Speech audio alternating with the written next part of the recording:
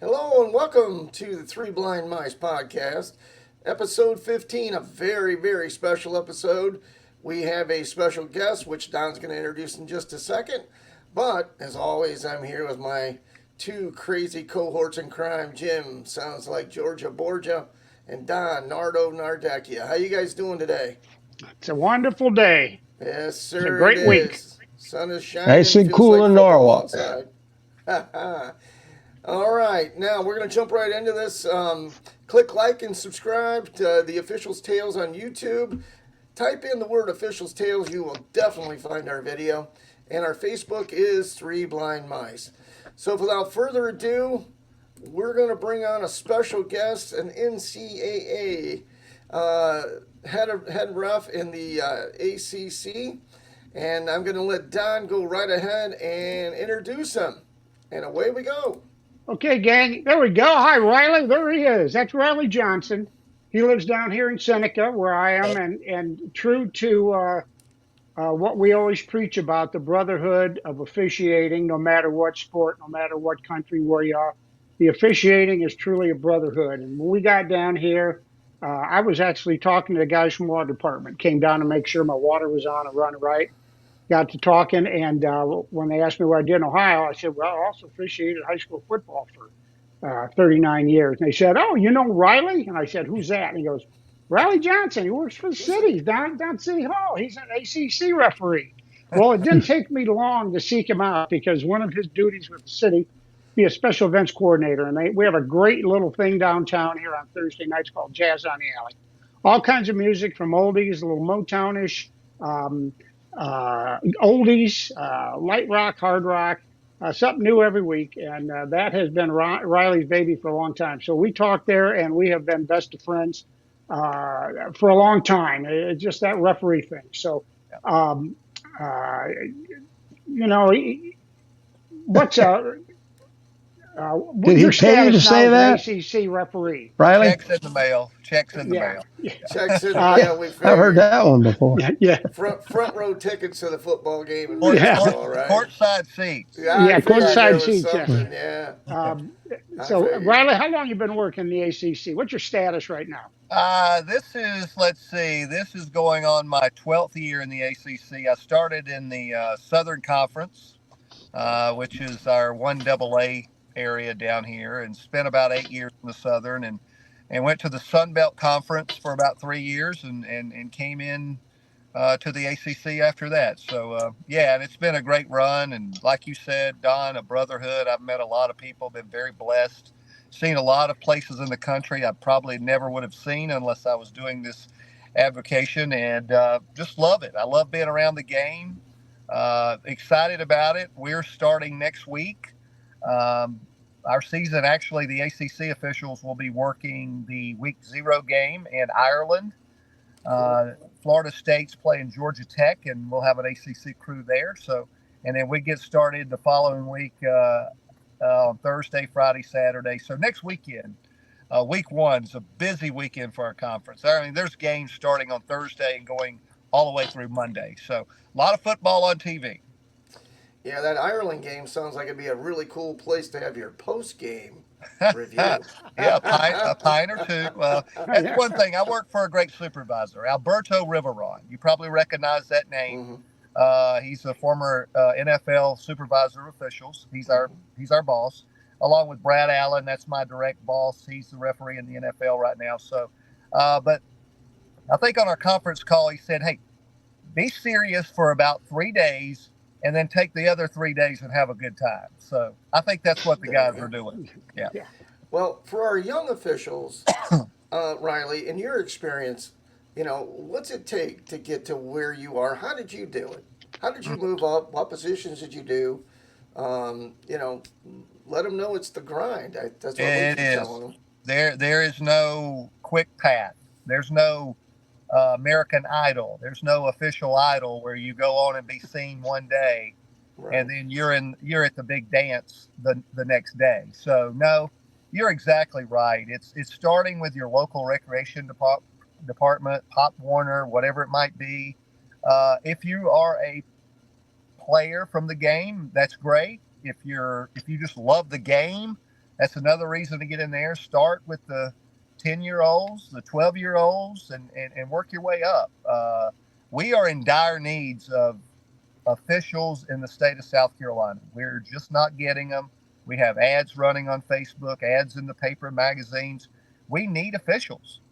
We need officials to come out at the entry level to work recreation football on into high school.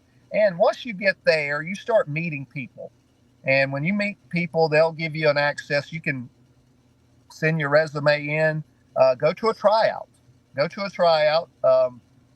And I tell officials all the time, if you're really serious about advancing, and there's nothing wrong with working 10, 12 years in the league you're in now. If you love it, please stay there, because that's what it's all about, the love of the game. But if you want to work your way up, it takes discipline. It takes hard work. It takes being in shape. That's one thing that they'll tell you all the time. They can teach you the rules.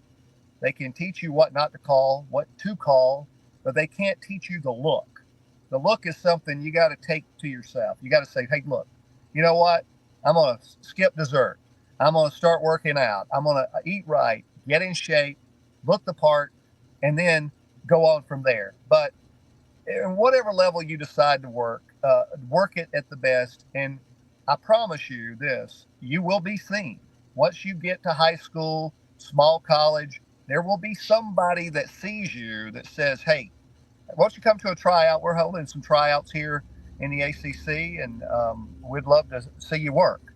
So just always know there's somebody watching. There's an eye in the sky watching every play, and you never know who might be in the stands that may be a father of a player, and you're working that game, and all of a sudden he sees you hustle, he sees you, handling the balls good, relaying signals, and he may come talk to you. I have done that. I've actually walked down and approached an official working wings and said, hey, have you ever thought about it?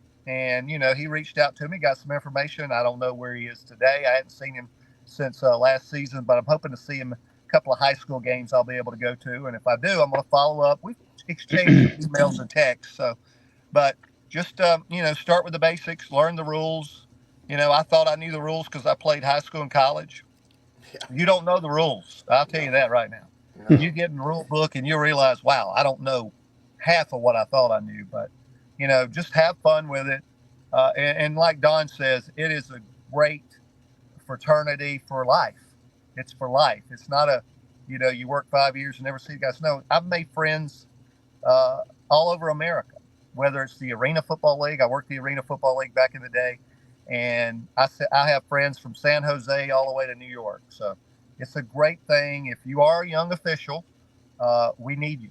If you're, whether it's college, if you're in college, you're looking to pick up some bucks for gas, call your local high school director and ask about it if you're interested. That's why I advise, whether it's football, basketball, baseball, we are in dire needs of officials. It's absolutely true. Jimmy, you got some questions for Riley? Do you, Riley, you think, like Don and I had, pushing 40 years of officiating, and I'm thinking at that time we didn't even have as much as stuff going on as far as fans, parents, the coaches, even players now lately, where you see them taking a swing at somebody. I'm sorry, I think it broke up some there. Yeah, I did. Go ahead and repeat that, Jim. It's the fact that you like you said, there's a shortage down there. There's a shortage in Ohio, but it's like they said that after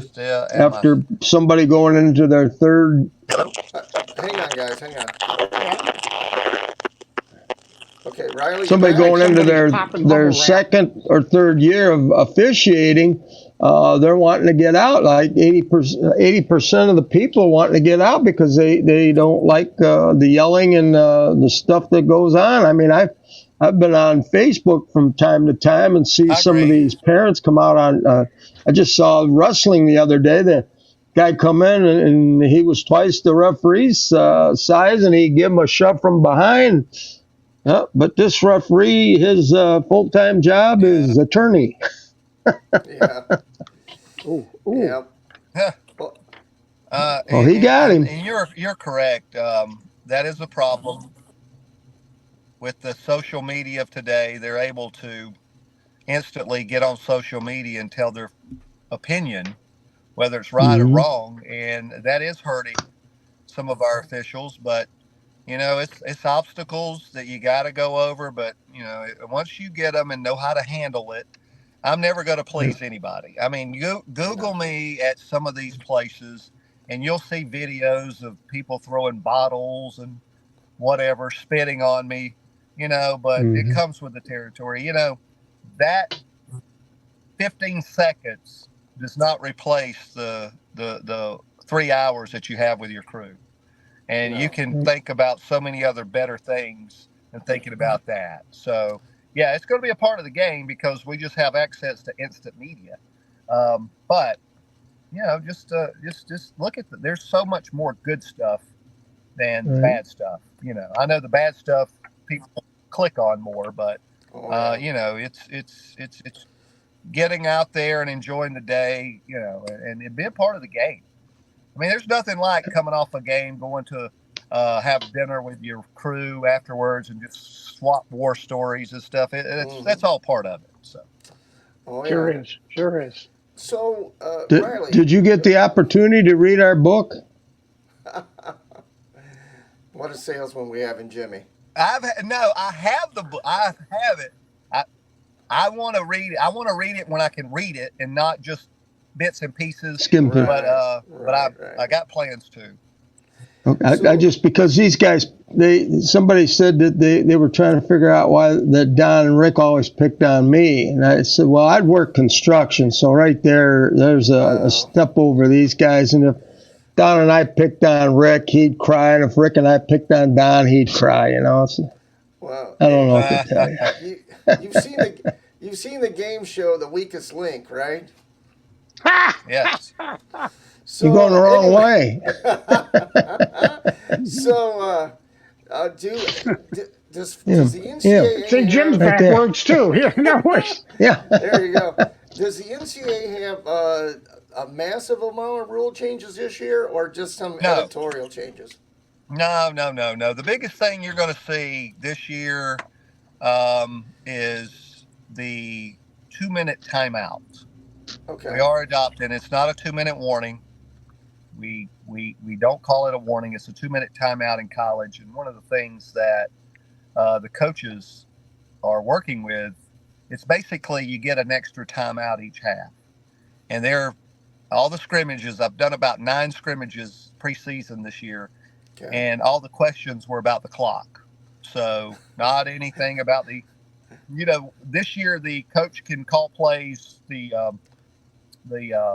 will have a green dot on their helmet. That means that you can have communication with the quarterback. It's just like the pro league. Sure. But they are reaching out to pro coaches, and you got to manage the game differently because now you have 4 timeouts instead of 3. That 2-minute timeout is a freebie. No matter what happens around 2 minutes, you're going to take a timeout. It could be 4th down. It could be 3rd down. So you got to coach that way. So that's the biggest change this year.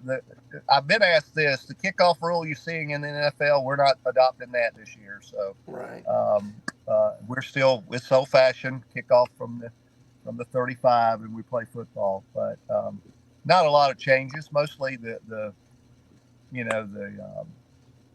timeout is a big one. And one thing we are working on is the defense trying to draw the offense offside with these simulated movements.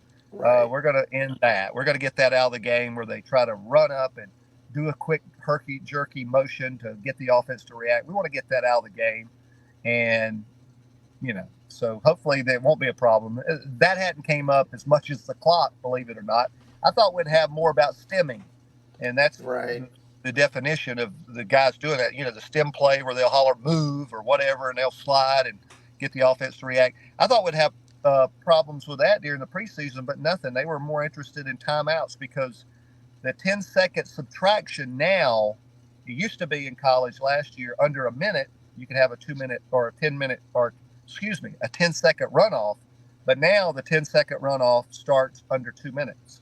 So that's going to kind of change up the rules a little bit there. So if you do have a running clock, there's a foul that causes the clock to start or stop, they're out of timeouts. They could have a 10 minutes or 10-second subtraction on the clock. So that's the only really big rule changes this year. So not a lot, which is great.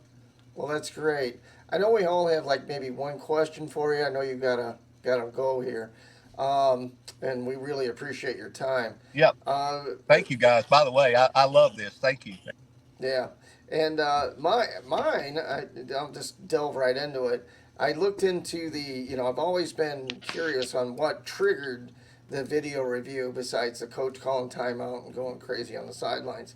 And I actually pulled up the Rule 12, and I was like, "Holy smokes!"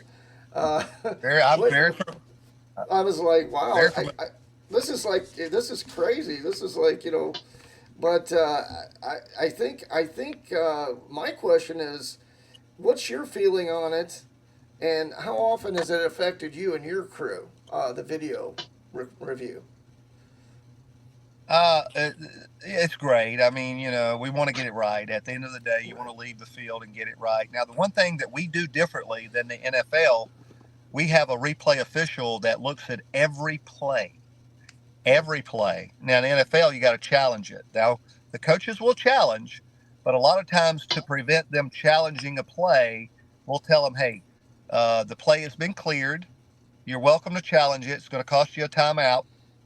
Basically, I'm saying in a nice way, you're probably not going to overturn what we're seeing, but you're welcome to challenge it. And we don't stop you from doing that as long as you got a timeout. But as far as officiating, it's part of the game now. We have a replay official. We have a replay communicator that goes with us as a crew of 10. We have a crew of 10 now. And then plus we have a command center back in Charlotte where Alberto Riverrun and Mark Matar, they run that show every Saturday, along with some other liaisons in there that help during the game. But, I think it's something that's a part of the game, and it's here to stay. It's not going away, so we embrace it. I think the only thing that I had a question of, I was looking at the reviewable plays. Everybody's got their question on what's actually reviewable. My favorite that I read, which I found very interesting, was number 11, any egregious error. What would they consider an egregious error? An egregious error. For example, say you kick the ball out. We mark the ball out at the 1 yard line on a punt. Replay shows it went out in the end zone. That's 20-yard difference. Sure. That could be an egregious error. Or if a player ran out of bounds and ran up the sideline for about 10 yards and came back inbounds and caught a pass, and touchdown. Sure, that would be an egregious error. Oh, I think we lost him again, real quick. Did we lose you again, Riley? Freeze play. Why don't we take a pause, do a little commercial here for the book? Why not? And see if we can get Riley back with us. All right. Once again, folks, Officials Tales, it's on Amazon. When you go to the Amazon website, any website, they always have a search bar at the top.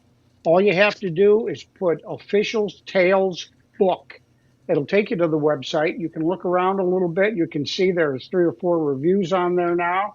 And we don't hand pick them. They were all just nice reviews that are there. And you can get a little teaser, the first 20 pages of the book or so, not really into any of the funny stuff, but kind of setting up our philosophy, how things are in this brotherhood, how we got started. And that kind of leads into things. It kind of sets up the rest of the book. So that's about all you're going to get. We talk about the funny stories that are in there, but you're going to have to make the purchase. once again, we're going to be the book signings right back in Norwalk, and we're excited about this. We're going to do a Friday night, September 13th. The city of Norwalk has a market on Main, up on Main Street, uh, every month, and we're going to do it in front of the Common Good Collective, a great little store. Uh, just an amazing assortment of things in that store, and we're going to be set up there to sell the book. And then the next morning, we invite you to have breakfast with us at the Buckeye Pub and Grub, 71 West Jefferson Street. They do a great job doing breakfast once a week, only on Saturday. It's a great place to eat during the week too. So we're going to be set up there from about 8:30 to 12. We invite you to come down. The book is going to sell there for $15. If you'd like a second one, that'll be $10 additional. So come see us at those, and you'll hear more about those in the next week or two. And now that we have Riley back, I'm going to let Don and Jim go ahead and ask their question. So, Jim, Yeah, go ahead, guys. You're on tap. Had you ever worked when you first started out as a back judge? Oh, that's a great question. No, I started at the line of scrimmage on the line. And a guy asked me to move. He thought I knew the rules well, and he said, "We need a referee that knows the rules." And I'm like, "Oh my God, here I am, second year in. I've got a white hat on." And I said, "So what do I do differently?" He said, "Basically, you run the show." So, and that was my third game. So I've been a referee since I did line judge for like 2 games and been a referee since. And was a blessing. I mean, I like the other positions because you just work your position and look around. But when you're a referee, it's like you're over the whole crew. So that's an interesting story because our good friend, a fellow Hall of Famer, Denny Foltz from back in Norwalk, and his son Bill now is officiating in the Mid American Conference. He's had a little tease in the Big Ten in their non-conference games, but when he first became an official, he was living in Toledo. So I worked with him and his dad to try and get him down to Norwalk for a lower level game. He did junior high doubleheader with us. The 8th grade game I refereed, and his dad Denny was across the line of scrimmage from me. We had 2 younger guys on the wings, Bill one of them. Right. So we all meet after the 8th grade game and said, okay, let's switch positions for the 7th grade game. And the other two other guys, not Bill, knew this. And Denny says, I'll work the wing. And the other guy says, I'll be an umpire. And I said, well, I'll work a wing. Bill, you're the referee. And we all turned to walk away. We about 2 steps away, and he goes, that's okay. And he did a great job. He did a great job.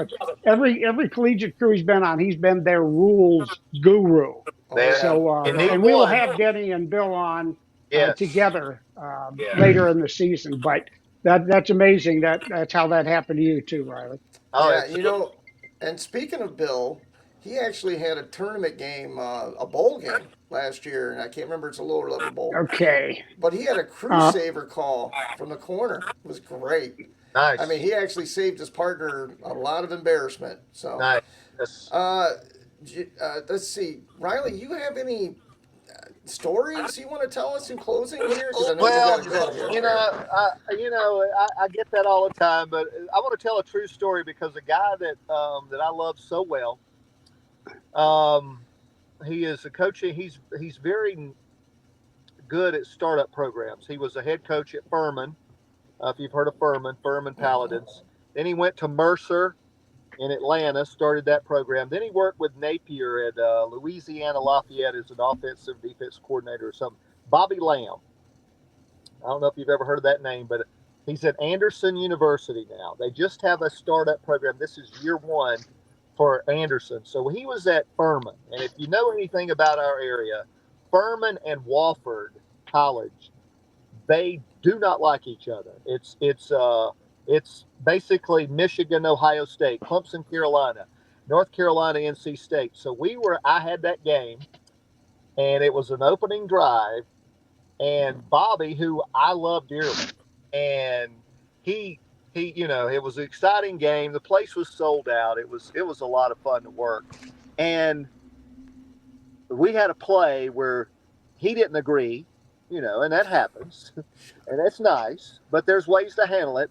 The worst way to handle it is come out to the numbers, out to the middle of the field, and tell me you don't think it's right. Now, if you'll call me over, I'll walk over and talk to you.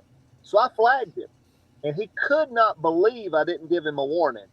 And I told him, I said, Bobby, the flight up of the flag was your warning, and on the way down, that was your foul. So there's your warning. And he always remembers that. That's no great. warning. Yeah, so, and I love him today. And I hope to go see a game of him playing. But if he's watching this, we got a long history together, and who knows, we may run across each other again sometime. I know, Riley, you've had a number of memorable games. Yes. A couple of them that really come to mind. I'll tell you this one. If you've never been to the game, Army Navy is the best game I've ever worked. Army, Navy, the atmosphere, the kids that would die for you to watch that game are all out there playing. The pageantry of, the entry for the midshipmen, the cadets, whatever. I've been very blessed to work the Rose Bowl, Cotton Bowl, Sugar Bowl, Citrus Bowl, whatever, playoff games, whatever. But there's nothing like that Army-Navy game where it's basically two brothers fighting and you just mark the ball and wind the clock. And at the end of the game, they love each other and they go protect you so you can enjoy this great game of football. But if you've never had a chance to experience the Army-Navy game, put it on your bucket list. Go into it. It's an atmosphere like no other. The Big House is great. Death Valley's good. Penn State's fun. Wherever you want to go, but there's nothing like the Army-Navy game. I was hoping to lead to that, and I don't know if Riley remembers this, but I think it was 2019. I did a class over at the Lifelong Learning Institute that Clemson sponsors, a place for retired people to go to. They have classes of interest to older people. And so I decided, hey, I'm fresh off of this. Football 101, whatever happened to the tight end, for the retired people that don't watch the game as closely as we do. Now they watch and they don't see three backs in the backfield. They don't see a T formation. They don't see double tight ends. So we went through a little bit of the way the game has changed today. The second week I did that, I asked Riley to come and join me and talk about some of the college stuff. We had a great time doing that. And when I introduced Riley, we kind of talked about his longevity in officiating, and we did. And I said, he's worked a lot of bowl games. I said, but to me, the biggest game, if I were in his spot, the biggest game was Army Navy. And I don't know if you remember me saying it, but I do. but right there, I didn't even have to, that was it. So I really respect that as much as any other big time game you've been to. It's the ultimate. It really is. Well, guys, I hate to rush, but I love each and every one of you. You know that as officials, but I'm going to have to jump. But thank you for this opportunity. Please let me, next time I'll try to get on earlier. I don't know what was happening with my thing, but it happens. But I want to be I'd like to come back again if you have time for me.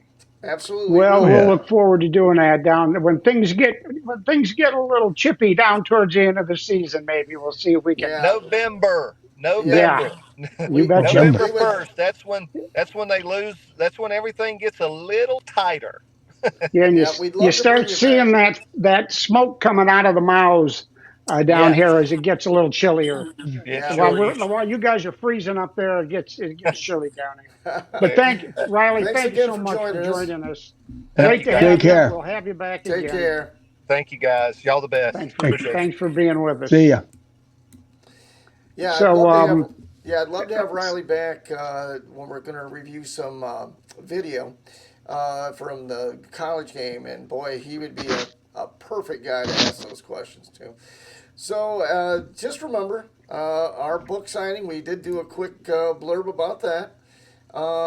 Please come see us, hang out, grab a couple books. Don't forget to go on to Amazon as well and give us a review, or Facebook or YouTube, whichever works.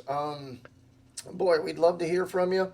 Also, if you have any questions for our special guest, Riley, and we're going to also have in a week or so, we're going to bring on a high school rules specialist for the state of Ohio, and maybe two.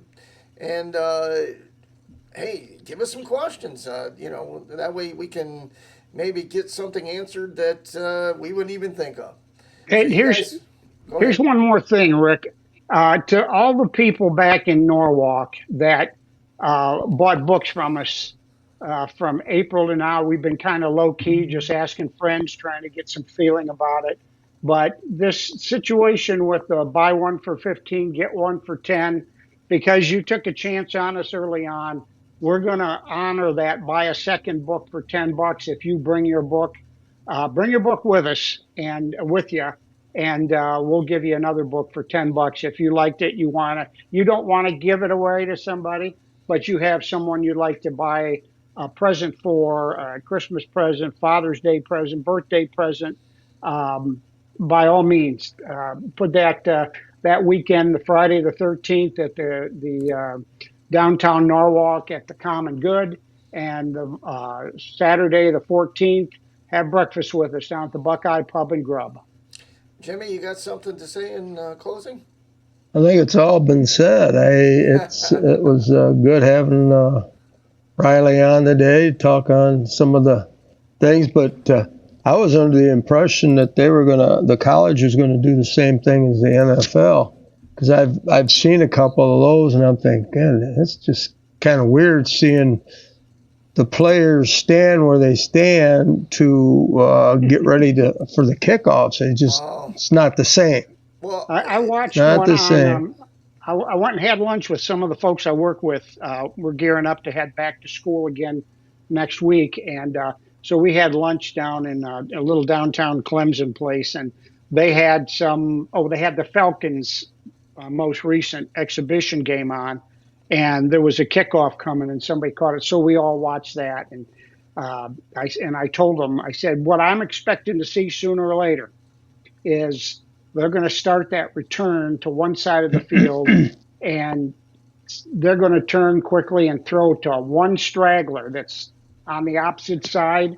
They're going to throw a pass out there, and if that guy has jets on his feet like he should if he's doing this, he's going to have a clear lane running to the other end of the field.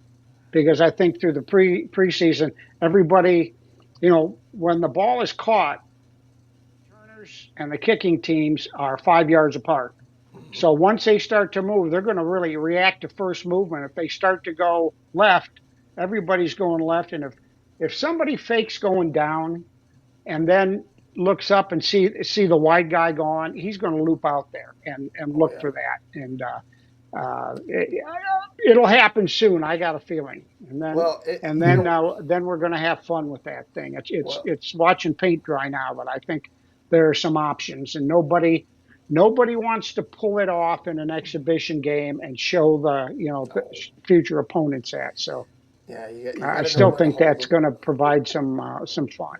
Yeah, you're not going to show your cards in a preseason game, but my thing on that, I actually enjoy it. It's going to bring the kickoff back to the game, okay? Which it pretty much was eradicated in the NFL. But for me, watching it, trying to officiate, with that receiving area where you've got to run it back, and then that ball could, there's a lot of ifs and buts now that they didn't have to deal with as a kickoff guy before. So now, boy, you got to be freaking alert. I like it personally. I think it's going to take injury out of the game. I think it's going to be exciting again. I love it. So, I think other than that, I think we got a great show in, guys. I appreciate you spending time with us, and thanks again for our listeners, our book buyers. Come up to us sometimes if you see us on the street and say, hey, tell us what you think of the book, and tell us who you think really told the real stories and the fake story. And you went the wrong way. This way? Take care now. It's all That way. true. It's The whole all book is true. true. There's still a couple of stories never made it. I think the one especially with when we were up to Bowling Green the second year, and place was packed at Bob Evans, and they had cheerleading camp that weekend too. And Don drove his van, had it There's a parked basketball outside. officials camp in the summer. Yeah, and Yeah, cheerleaders are distraction. What do you expect? Come on. Well, I think I think one of you guys pulled that. So dormitory. Yes. Right. So I parked the van to the side of the building, right outside the back door, the emergency exit. And so Right. when we were all ready to leave, I get up first and I said, "This way, guys." I opened the door out. Well, the alarm went off. Shocker. And of course, But you Jim's over left there, out. both hands pointing right at me. I said that's the emergency. When it's lit in a certain color, that means no. Well, I will tell you this, Jim. We do owe you a debt of gratitude because of you locking your stuff up at said camp and giving the key to the commissioner of the league. And Locking my what? Hey, you remember What did I do? When you forgot to get your key from the commissioner when we were up at Bowling Green. Well, that's how we got games up in that league. Yeah, we owe you a debt of gratitude. So there's one. There's one. I knew what I was doing. All right. Well, you guys have a great one, and we'll see you next time. Okay. Take care.